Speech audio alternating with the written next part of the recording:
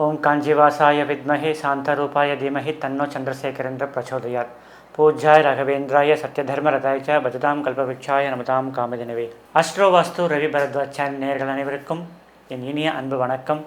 நான் உங்கள் ஜோதிட ரத்னா வாஸ்து ஆச்சாரியா ரவி பரத்வாஜ்.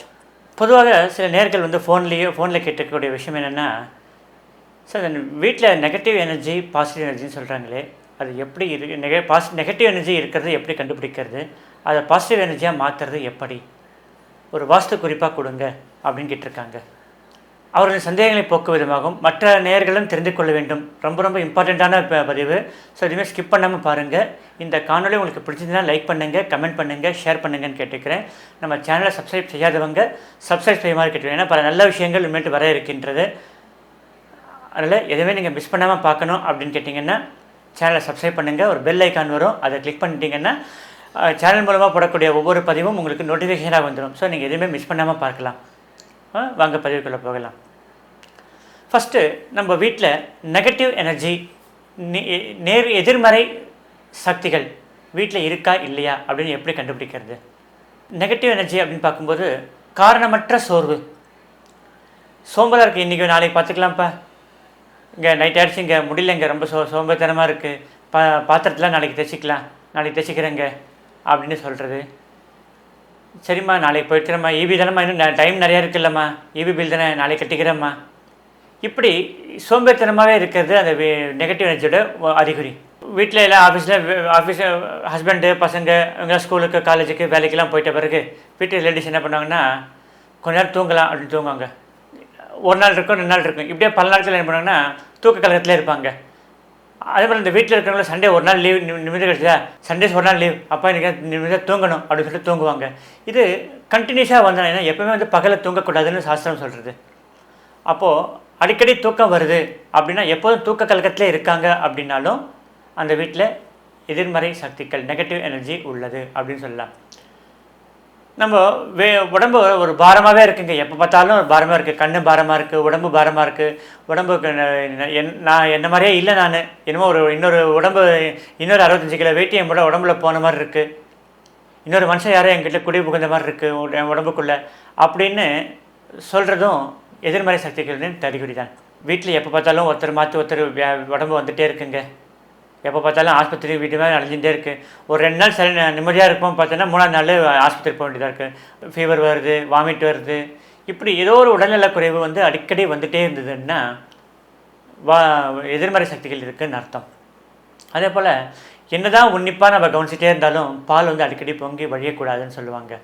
அடிக்கடி அது மாதிரி பொங்கி வழிஞ்சதுனாலே நேர்மறை சக்தி இல்லாமல் எதிர்மறை சக்திகள் அதிகமாக இருக்குது அப்படின்னு. அதே போல் இன்னொரு இம்பார்ட்டண்ட்டான விஷயம் பார்த்திங்கன்னா, தேவையற்ற வாக்குவாதங்கள், சின்ன சின்ன விஷயத்துக்கெல்லாம் ஆர்குமெண்ட்ஸ்.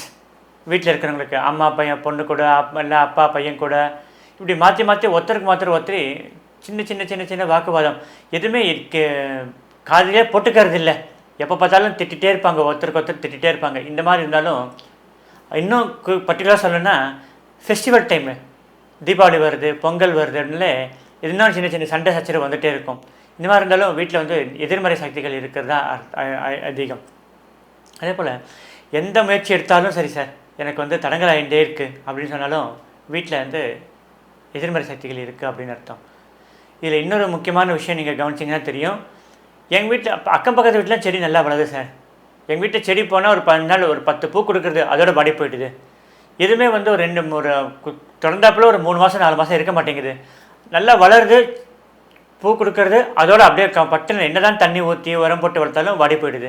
செடிகள் வாடக்கூடாது, வாடினாலும் இந்த வீட்டில் எதிர்மறை சக்திகள் இருக்கிறதா அர்த்தம். சரி, இதை எப்படி இதெல்லாமே ஒரு சிம்டம்ஸ் இருந்தாலும் இதில் இன்னொரு விஷயம் எப்படி நம்ம தெரிஞ்சுக்கணும் அப்படின்னு கேட்டிங்கன்னா, வீட்டோட 4 மூலையில், அதாவது ஒரு பெட்ரூமு ஹாலுன்னு இல்லை, மொத்தத்தையும் இந்த வீட்டோட அமைப்பில் டபுள் பெட்ரூமாக இருந்தாலும் சரி, ட்ரிபிள் பெட்ரூமாக இருந்தாலும் சரி, சிங்கிள் பெட்ரூமாக இருந்தாலும் சரி, 4 கார்னர் இருக்கும். வடகிழக்கு, இந்த பக்கம் தென்கிழக்கு, இந்த பக்கம் தென்மேற்கு, இந்த பக்கம் வடமேற்கு, இந்த 4 மூலையிலுமே இந்த வீட்டு எஜமானர் கையால் ஒரு பிடி கல்லுப்பு ஒரு சின்ன பேப்பர்லேயோ ஒரு சின்ன பிளேட்லேயோ நீங்கள் அந்த 4 கார்னரில் வச்சுருங்க.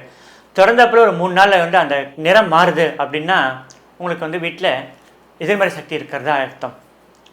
அதே போல் ஒரு டம்ளர் கண்ணாடி டம்ளரில் வீட்டு ஹாலில் ஒரு கண்ணாடி டம்ளரில் ஒரு எலுமிச்சம்பழம் போட்டுங்க.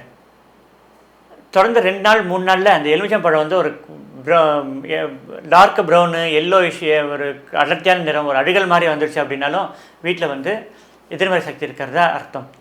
சரி சார், இவ்வளோ சொல்லி பயமுறுத்துறீங்க, இதுக்கு விளைவே இல்லையா? இதை எப்படி இந்த எதிர்மறை சக்தி இருந்தால் எப்படி இந்த வீட்டை மாற்றி தான் போகணுமா, இல்லை வீட்டை விற்றுணுமா, என்ன சார் பண்ணுறது? அதுக்காகலாம் வீட்டை விற்க வேண்டாம், மாற்றிலாம் போக வேண்டாம். அது இல்லாமல் போக்கத்துக்கு நம்ம சின்ன சின்ன பரிகாரங்கள் இருக்குது, அது செஞ்சாலே நமக்கு போதும். ஃபஸ்ட்டு எல்லோருமே மறந்த விஷயம் என்ன அப்படின்னு கேட்டிங்கன்னா, கோலம் போடுறது. நான் எல்லோருமே 100% சொல்லலை. ஃப்ளாட் கல்ச்சர் எப்போ வந்ததோ, அடுக்குமாடி குடியிருப்பு கலாச்சாரம் எப்போ வந்ததோ அதுலேருந்து கோலம் போடுற பழக்கம் போச்சு. நம்ம வீட்டு வாசல்லேருந்தே ஆரம்பிப்போம். ஃபஸ்ட்டு வீட்டு வாசலில் காலங்காலத்தில் எழுந்து தண்ணி தெளித்து கோலம் போடுறது. அப்பார்ட்மெண்ட் சார் 4 பேர் வந்து மெச்சிட்டு போயிட்டே இருப்பாங்க. நாங்கள் ஸ்டிக்கர் ஒட்டிட்டோம். நம்ம பசிக்கிறது, ஒரு ஆர்டிஃபிஷியல் அரிசி மாதிரியே ஒரு பொம்மை செய்கிறது, காய்கறி மாதிரி அதை வச்சு சமைச்சா எப்படி நம்ம சாப்பிட முடியுமா? அதுக்கும் இதுக்கும் அதுதாங்க இந்த வித்தியாசம். கோலம் வந்து அரிசி மாவுனாலே கோலம் அரிசி மாவில் போடும்போது எறும்பு சாப்பிட்னா அந்த எறும்பு சாப்பிட நமக்கு புண்ணியம் அதிகமாகும். ஒரு எறும்புக்கு வந்து அன்னதானம் பண்ணிய புண்ணியம் நமக்கு வரும். அதனால் அரிசி மாவில் பண்ணிட்டாங்க. கோலமாவு வந்தது, கோலமாவு ஏதோ ஒரு வகையில் நம்ம போடணும், கோலம் போடணும். ஒரு சின்ன கோலமாவது நீங்கள் போடணும் வீட்டுக்கு முன்னாடி.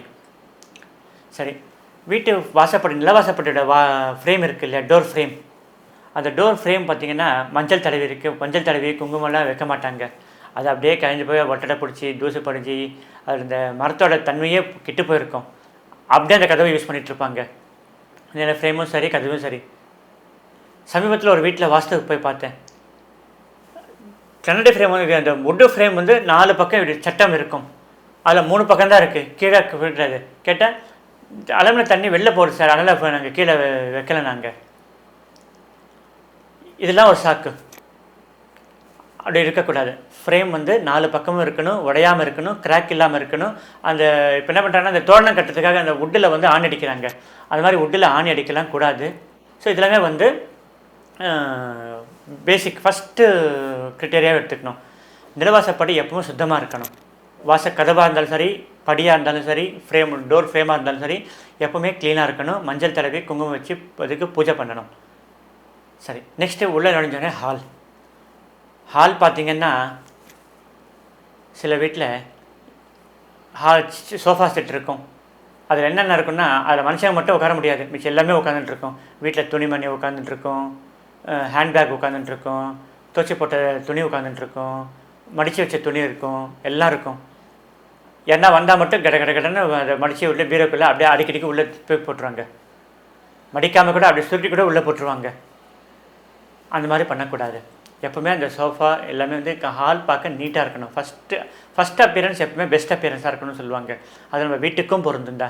ஒரு இன்டர்வியூக்கு போகும்போது நம்ம எப்படி ட்ரெஸ் பண்ணிக்கிறோம், நீட்டாக ஃபார்மல் பேண்ட் ஷர்ட்லாம் போட்டுட்டு ஷூ போட்டு எல்லாமே போட்டு நம்ம நீட்டாக கிளம்புறோம் இல்லையா? ஏன் நம்மளை வந்து ஒரு ஜென்டில்மேனாக நினைக்கணும் அப்படின்னு சொல்லி. அந்த வீட்டுக்கு ஹால்ன்றது ரொம்ப இம்பார்ட்டண்ட்டு. ஸோ இதை வந்து நம்ம க்ளீனாக வச்சுக்கணும். அதில் சில பொருட்கள்லாம் இருக்குது. அந்த பொருட்கள் வைக்கும் பொழுது நமக்கு அந்த கண் திருஷ்டி, வெளிலேருந்து ஒரு கெஸ்ட்டு வராங்க, ஃப்ரெண்ட்ஸ் வராங்க, வீட்டை என்னவா க்ளீனாக வச்சுட்டுருக்கேன் பார் அப்படின்னு நினைக்கிறாங்களே, அது ஒரு கண் திருஷ்டி. அந்த திருஷ்டி படாமல் இருக்கிறதுக்கு சில பொருட்கள்லாம் இருக்குது, வாஸ்து பொருட்கள், ஃபெங்ஷுய் பொருட்கள்லாம் இருக்குது. அது நம்ம வைக்கும்போது அதுக்குண்டான நெகட்டிவ் எனர்ஜி இல்லாமல் போயிட்டு பாசிட்டிவ் எனர்ஜி வரும். அது வந்து இன்னொன்று சரிங்களா? அப்பப்போ நம்ம என்ன பண்ணணும்னா, அந்த ரூம் ஃப்ரெஷ்னர் வாசனை திரவியங்கள் வந்து ஸ்ப்ரே பண்ணிகிட்டே இருக்கணும். நம்மளால் எப்பப்போ கொஞ்சம் கொஞ்சமாக போதும். வாரத்துக்கு ஒரு நாளைக்கு ஒரு டைம், இல்லை ஒரு நாளைக்கு 2 டைம், இந்த மாதிரி நம்ம பண்ண அந்த வீட்டு வாசனையாக இருக்கும்போது துர்தேவதைகள் வரமாட்டாங்க. ஸோ நம்ம வந்து அது வந்து நெகட்டிவ் எனர்ஜியை போக வச்சு பாசிட்டிவ் எனர்ஜியை கொண்டு வர வைக்கும். வாரத்துக்கு 2 முறை சாயங்கால நேரத்தில் சாம்பிராணி தூபம் போடணும். இந்த காலத்தில் சாம்பிராணினா அடுப்பு கறியை பற்ற வச்சு அதை கெரோசின் போட்டு இந்த தேங்காய் நார் வச்சு பற்ற வச்சு விசிறிக்கிட்டு அதுக்கப்புறம் அதை நல்லா பற்றின பிறகு அதில் சாம்பிராணி போட்டு புகையெல்லாம் போடக்கூடிய நேரம் இப்பொழுது யாருக்கும் கிடையாது. அதனால் இப்போ வந்தது சாம்பிராணி வந்துச்சு, இன்ஸ்டன்ட் சாம்பிராணி வந்திருக்கு, கப் சாம்பிராணின்னு வந்திருக்கு. அந்த சாம்பிராணியில் வந்து நீங்கள் என்ன பண்ணுறீங்கன்னா, கப் சாம்பிராணி எம்டியாகவும் இருக்குது, உள்ளே வந்து 108 மூலிகைகள் கடந்த கப் சாம்பிராணியும் விற்கிறது கடையில். நீங்கள் எம்டி சாம்பிராணி கூட வாங்கிக்கோங்க. வெண்கடுகு, குங்கிலியம், சாம்பிராணி, மகிஷாஷி நாட்டு மருந்துகளில் கிடைக்கும், மகிஷாஷின்னு கேளுங்க. சாம்பிராணி மாதிரி தான் இருக்கும், கொஞ்சம் ஒட்டும் தன்மை கொஞ்சம் அதிகம், பசத்தன்மை அதிகமாக இருக்கும். அதனால் அதை கொஞ்சம் கெட்டு அதையும் போட்டுட்டு நீங்கள் வீட்டுக்கு தூபம் காமிக்கிங்க. தூபம் போட போட போட போட நமக்கு செய்வினைகள், கண் திருஷ்டிகள் எல்லாமே விலகும், பாசிட்டிவ் எனர்ஜி வர வைக்கும். அதே போல் வீட்டு ஹாலில் வந்து ஒரு என்ட்ரன்ஸ்லேயோ இல்லை கொஞ்சம் ஹால் சென்டர்லேயோ அந்த காலத்தில் பண்ணுவாங்க, ஒரு உருளி வச்சுங்க, பித்தளில் வந்து சின்ன குடும்ப கப் மாதிரி இருக்கும், பாத்திரம் மாதிரி இருக்கும், அதை பார்த்து தண்ணி போட்டு குங்குமம் இல்லாத பூலாம் வச்சு பரப்பி வைப்பாங்க. அந்த பூ வந்து காற்றுல ஆடிட்டு இருக்கும்போது அந்த ஸ்ப்ரெட்டு வந்து அந்த பாசிட்டிவ் எனர்ஜி ஸ்ப்ரெட் வந்து வீடு ஃபுல்லும் பரவும். இந்த உருளி சொல்லுவாங்க, அது வைக்கணும். எப்போ பார்த்தாலும் மெகா சீரியல், அழுகிற மெகா சீரியல் வைக்கிறத விட சாயங்கால நேரத்தில் ஒரு பக்தி இசை, உங்களுக்கு பக்தி இசை கேட்க பிடிக்கலையா, மெலோடியஸ் மியூசிக், இன்ஸ்ட்ருமெண்டல் மியூசிக் யூடியூப்பில் எவ்வளவோ வருது, மியூசிக்கல் இன்ஸ்ட்ருமெண்ட்டு, மெலோடியஸ் சாங்ஸு, பாட்டாக இல்லாமல் வெறும் மியூசிக்கல் இன்ஸ்ட்ருமெண்ட்டாக வைங்க, மனதுக்கு இதமான பாட்டை கேளுங்க, ராம மந்திரத்தை சொல்லுங்கள், நமச்சிவாய சொல்லுங்கள், உங்களுக்கு என்ன மந்திரம் பிடிக்கிறதோ அந்த மந்திரத்தை ஒலிக்க வைங்க. இப்போ டிவைன் சாண்ட் அப்படின்னு சொல்லிட்டு ஒரு சின்ன பாக்ஸே வருது, 21 மந்திரங்கள், 30 மந்திரங்கள், 42 மந்திரங்கள் சொல்லி ஒரு சுவிட்சை ப்ளக்கை சொருகிட்டு ஒரு பட்டன் போட்டேன்னா ஓம் நமச்சிவாயன்னு வரும், ஓம் கணாதிபதியே நமஹா வரும், 21 நிறைய சாமியோட மந்திரங்கள் வரும். அது கொஞ்சம் சன்னமாக ஒலிக்க வைங்க. மந்திரங்கள் இருக்க இருக்க இருக்க அந்த இடத்துல உங்களுக்கு இன்னொரு விஷயம் சொல்கிறேன். உங்களுக்கு போபால் விஷவாயுவில் வந்து போபாலில் விஷவாயு நான் ஒரு பல வருஷத்துக்கு முன்னாடி நடந்தது. அதில் வந்து ஹோமத்தோட குச்சி சொல்லி இருக்கு இல்லையா, அதை வந்து பற்ற வச்சு அதுக்குள்ளே மந்திரங்கள் சொல்லி தான் வந்து ஒரு ஃபேமிலி தப்பிச்சதாக ஒரு விஷயம் இருக்குது. மிக எல்லாருமே அதில் வந்து அந்த புகையினால் மரணம் அடைந்தாலும் அந்த ஹோம புகையில் இருக்கக்கூடிய சக்தினால் ஒரு ஃபேமிலி மட்டும் பழிச்சதாகவும் ஒரு செய்தி உண்டு. ஸோ அந்த மந்திரங்களுக்கு எப்பவுமே சக்தி அதிகம், தூபத்துக்கு சக்தி அதிகம். இதை பயன்படுத்துங்க, நெகட்டிவ் எனர்ஜி வராமல் இருக்கும். இன்னொரு இம்பார்ட்டண்ட்டான மேட்ரு என்னென்னா, வீட்டில் உடஞ்ச பொருட்கள் இருந்தால் தயவுசெய்து அதை வந்து ரிமூவ் பண்ணுறீங்க. அதே போல் வீட்டில் இந்த எலக்ட்ரானிக்ஸு, பழைய ஃப்ரிட்ஜு, ரிப்பேர் ஆன ஃப்ரிட்ஜ் இருக்கும், இல்லை ஒரு ஏர் கூலர் இருக்கும். சமீபத்தில் ஒரு வீட்டில் பார்க்கும்போது ஏர் கூலர் ஜிம் இன்ஸ்ட்ருமெண்ட்டோட ஒரு ரிப்பேர் ஆனது, அது மட்டும் ரிப்பேர் பண்ண முடியாதுன்னு சொல்கிறது, அதெல்லாம் தூக்கி வச்சுட்டு இருக்காங்க. ஸோ இதெல்லாமே வந்து கொஞ்சம் எடுத்து போடுறது நல்லது. தேவை கண்ணாடி, உடஞ்ச கண்ணாடி பாத்திரம், எவசிலர் பாத்திரம், பிளாஸ்டிக் பாட்டில்ஸு சேர்த்து வைப்பாங்க. சிலலாம் பார்த்திங்கன்னா பிளாஸ்டிக் பாட்டில் போடுவாங்க, அந்த மூடி மட்டும் சேர்த்து வைப்பாங்க, இதுதான் இப்போ டிசைனுக்கு யூஸ் ஆகும்னு சொல்லி. ஸோ இது மாதிரிலாம் வந்து கொஞ்சம் அன்வான்ட் திங்ஸ் எதாக இருந்தாலும் நம்ம வந்து அதை வந்து வீட்டிலேருந்து ரிமூவ் பண்ணிவிடுங்க. இது எல்லாமே வந்து நெகட்டிவ் எனர்ஜியை வர வைக்கக்கூடிய முதல் பொருளாக இருக்கிறது. ஸோ இது எல்லாமே வந்து நமக்கு ஒரு இது எல்லாமே ஃபாலோ பண்ணிங்க அப்படின்னு கேட்டால், அது இல்லாமல் இன்னொரு முக்கியம் என்று எப்போ பார்த்தாலும் இன்னொருத்தர் பார்த்து பொறாமப்படுறது, எண்ணங்களை நல்லெண்ணங்களாக வைத்துக்கொள்ள வேண்டும். எண்ணம் போல் வாழ்க்கை. நீங்கள் அடிக்கடி இந்த லாரிக்கு பின்னாடி, ஆட்டோ பின்னாடிலாம் போகும், எண்ணம் போல் வாழ்க்கை அப்படின்ட்டு இருக்கும். ஆண்டவர்கள் சான்றோர்கள் எல்லாமே சொல்லியிருக்காங்க, நம்ம என்ன நினைக்கிறோமோ அதுவாக தான் நம்ம இருப்போம் அப்படின்ற ஒரு ஸ்டோரி கதை உண்டு. சமூகத்தில் ஒரு முனிவர் என்ன பண்ணுறாங்கன்னா, தன் சிஷ்யர்களோட ஒரு ஊர்லேருந்து இன்னொரு ஊருக்கு போவாராம்.